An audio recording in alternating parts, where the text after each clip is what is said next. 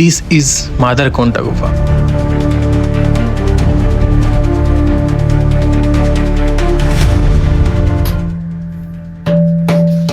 बस्तर अपने आप में ही रहस्यों और खूबसूरत वादियों से भरा हुआ है। खैर, इस वीडियो में मैं बस्तर के बारे में नहीं बताऊंगा आपको। इस वीडियो में बताऊंगा एक ऐसी गुफा के बारे में जो गुफा अपने आप को बाकी गुफाओं से थोड़ा अलग करता है। आप सोच रहे हो कि वो गुफा कहाँ है, कैसा है, कहाँ से मिल गया आपको। चलिए आपको ले चलता हूँ एक ऐसी गुफा जिसका आज तक अंत नहीं मिला। जैसे ही हम मादरकोंटा गांव पहुंचते हैं, नज़ारा हमारे अनुमान से पूरा उल्टा नजर आता है। हमको लगा था वहां भीड़ भाड़ होगा, लेकिन वहां तो पूरा इलाका सुनसान नजर आता है। जैसे ही आप मादरकोंटा गुफा पहुंचोगे, आपको नजर आएगा कच्चा रास्ता। इसी कच्चे रास्ते से होके आपको गुजरना पड़ेगा। कुछ दूर चल के आपको एक लकड़ी का पुल मिलेगा। इसे पार करते ही आपको पथरीले रास्तों से गुजरते हुए कुछ दूर चलना पड़ेगा। चलते चलते हम लोग गुफा के पास तक पहुंच गए और हमको आज गाइड कर रहे हैं ये अलविया भैया, आपका नाम? कमलेश। इनके साथ हम आज गुफा एक्सप्लोर करेंगे।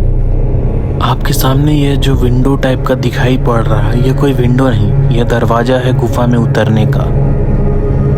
यह दरवाजा साल भर खुला रहता है, लोगों का आना जाना लगा रहता है, लेकिन कुछ दिनों से यहाँ लोगों का आना कम हो गया था। इस वजह से यहाँ कोई वर्कर नहीं और इसे अभी बंद करके रखा गया है। भैया को हमने बताया था कि हम काफ़ी दूर से आए हैं इस गुफा को एक्सप्लोर करने के लिए, तो फिर भैया ने भी हमारे दुख को समझा और हमारा इमरजेंसी एंट्री करवा दी गुफा में। अगर आप भी प्लान करते हो यह गुफा एक्सप्लोर करने का, तो आपका सबसे पहला काम होना चाहिए कि एक हेलमेट पहन लो और अपने साथ एक अच्छा सा फ्लैश लाइट लेते आना। ऐसा मैं इसलिए कह रहा हूँ क्योंकि इस केव में आपको लेटकर और बैठकर चलना होगा।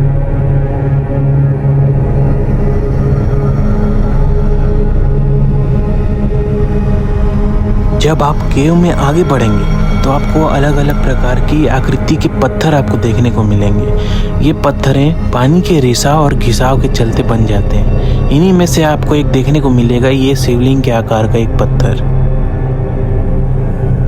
जैसे जैसे हम इन पत्थरों को देखते देखते आगे बढ़ रहे थे गुफा में, रास्ते तो और लंबे होते जा रहे थे। गुफा खत्म होने का नाम ही नहीं ले रहा था और देखते देखते ही रास्ते तो और सकरे होते जा रहे थे। यहाँ आपको देखने मिलेगा कुछ मूर्तियाँ जिनका पूजा साल में एक बार गांव वाले आके करते हैं। अब बारी थी उस चीज की जिस वजह से इस गांव को और इस गुफा को नाम मिला। यह पत्थर हमारे बस्तर की एक वाद्य यंत्र मांदर ढोलक उसकी तरह आवाज करता है। इसी वजह से इस गुफा का नाम पड़ा मादरकोंटा गुफा।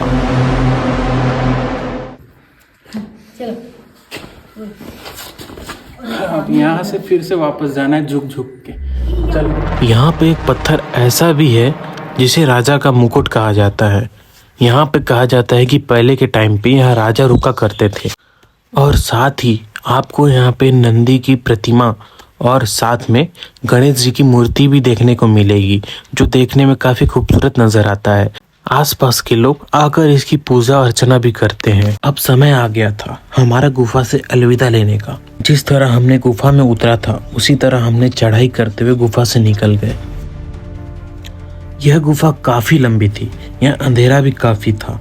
गांव वालों ने हमें बताया कि इस गुफा में कुछ ऐसे रास्ते भी जाते हैं जो रास्ते नदी के सीधे नीचे से होते गुजरते हैं।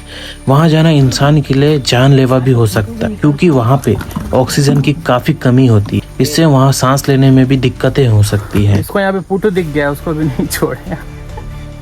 अभी डालेंगे भाई, अभी उसका यूज करेंगे अपन। अमलेश या फिर कमलेश भैया व्यू पॉइंट दिखाएंगे बोल तो लेके जा रहे हैं, लेकिन बस चलते ही जा रहे हैं। व्यू पॉइंट देखने के चक्कर में हम लोग नीचे जाना छोड़ के एक्स्ट्रा ऊपर चढ़ने का निर्णय लिए। ठीक, अब व्यू पॉइंट आपको दिखाते हैं। तो हमारा ये वीडियो व्यू के साथ यहीं ख़त्म नहीं होता, अभी बाकी है। ठीक है भैया, मिलते हैं फिर, आएंगे। इंट्रो दी है, गाइड किया हमने इसको। ठीक है भैया, फिर कभी आएंगे तो। हम यहाँ आकर प्रकृति के बारे में जाना और थोड़ा ही सही लेकिन प्रकृति के थोड़ा और पास आ गए। दोस्तों, लाइफ का असली मकसद कहीं पहुंचने का नहीं है, बल्कि कहीं रुककर उन लम्हों को जीने का है।